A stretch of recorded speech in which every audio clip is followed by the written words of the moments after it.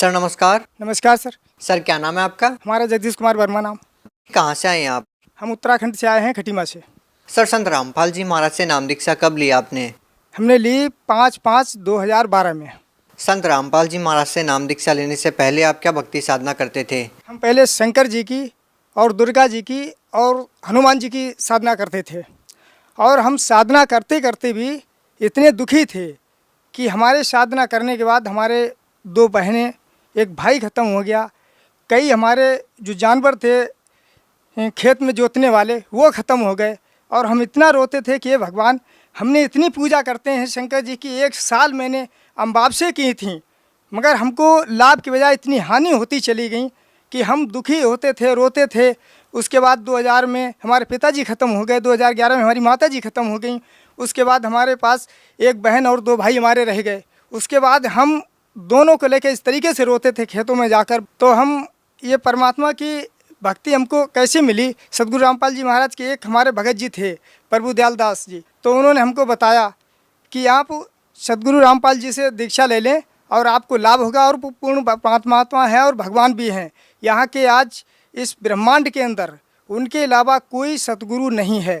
तो हमें वो लेकर थे बरवाला गए थे, तो हमने सतगुरु रामपाल जी महाराज से दीक्षा ली। सर संत रामपाल जी महाराज जी से नाम दीक्षा लेने से पहले आपको आर्थिक परेशानियां भी थी, घर में भी बहुत सारी बीमारियां थी, तो फिर संत रामपाल जी महाराज से नाम दीक्षा लेने से आपको क्या लाभ मिले?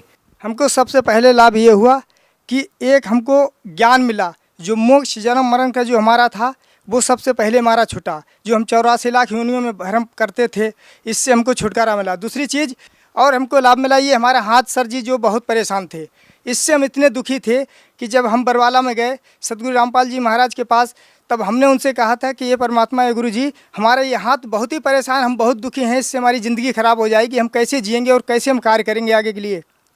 तो परमात्मा जी ने हमको प्रसाद दिया। कौन परमात्मा जी? बंदी छोड़ सतगुरु रामपाल जी महाराज ने। तो हमको प्रसाद दिया, और प्रसाद देने के बाद वो काफ़ी आगे निकल गए। फिर भी हम हाथ जोड़ कर थे, हमने परमात्मा हम तो दुखी हैं और दुखी हम रहेंगे, यहाँ हमें कैसे ठीक होंगे। तो वो वहाँ से लौट के गुरु जी संत रामपाल जी महाराज आए और उन्होंने कहा कौन सा हाथ तुम्हारा खराब? तो हमने कहा ये है। तो उन्होंने हमारा हाथ पकड़ा और क्षण में भगत जी आप जैसे हाथ लगाया वैसे इसमें से एकदम ऐसा हुआ कि जैसे हमारा कभी हाथ परेशानी हमको नहीं थी, इस तरीके से हमको एकदम ठीक हो गए। उसके बाद एक बवासीर की हमको बीमारी थी भगत जी, इतना खून गिरता था, तो हमने अरदास लगाई। तो हमने कही परमात्मा से हमारी अरदास लगा दो कि हमारे बवासीर है और हम बहुत दुखी हैं और हम इलाज भी करा चुके, तब भी हमको कोई लाभ नहीं मिल रहा है। तो उन्होंने कहा डॉक्टर दिखाइए। नहीं, हमने कही अब गुरु जी ही हमारे सही करेंगे, वही हमारे परमात्मा है। तो सतगुरु रामपाल जी महाराज की कृपा से उन्होंने कहा कि आप अरदास में आप ज्योति बोल दीजिए। मैंने कहा मैंने संकल्प ले लिया, बस परमात्मा हमको ठीक कर दें। बस हमें इतना लाभ हुआ परमात्मा जी की दया से कि वो भी हमारी सब ठीक हो गई। और हमको जो नशा करते थे, हम दारू पीते थे, संगों में बैठ जाते थे अपने संगियों के साथ, इस दारू से जब हमने ज्ञान लिया सतगुरु रामपाल जी महाराज से, तो ये दारू का नशा हमको ऐसे लगना लगा जैसे कि एक जहर के समान हो। नहीं सर, और भी संत अपने शिष्यों को बताते हैं कि नशा नहीं करना चाहिए, चोरी नहीं करनी चाहिए, लेकिन लोग नहीं मानते हैं, नहीं छोड़ पाते हैं। संत रामपाल जी महाराज से जो भी नाम दीक्षा लेते हैं वो तुरंत नशा छोड़ देते हैं। ऐसी क्या दवाई देते हैं संत रामपाल जी महाराज? आखिर लोग कैसे उनसे नाम दीक्षा लेने के बाद नशा छोड़ देते हैं? सर्वपूर्ण परमात्मा है और ये शक्ति केवल परमात्मा ही के अंदर होती।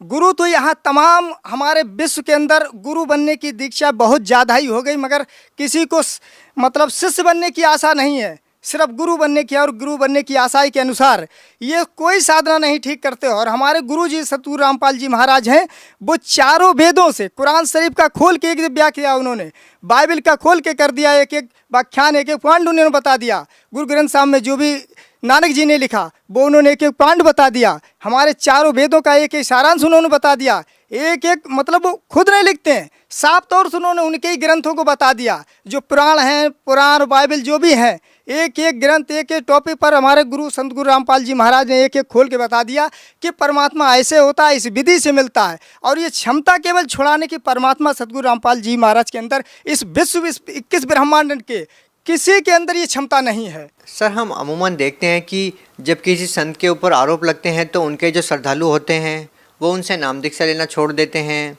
वो उनके संपर्क में रहना छोड़ देते हैं, उनके आश्रम में नहीं जाते। लेकिन सर, जब हम संत रामपाल जी महाराज के बारे में देखते हैं कि लाखों लोग अभी भी संत रामपाल जी महाराज से जुड़ रहे हैं, जब भी वो हिसार कोट में आते हैं तो लाखों की तादाद में लोग वहाँ इकट्ठे हो जाते हैं। इतने सारे आरोप लगने के बाद भी आप लोगों का संत रामपाल जी महाराज में इतना अटूट विश्वास कैसे है?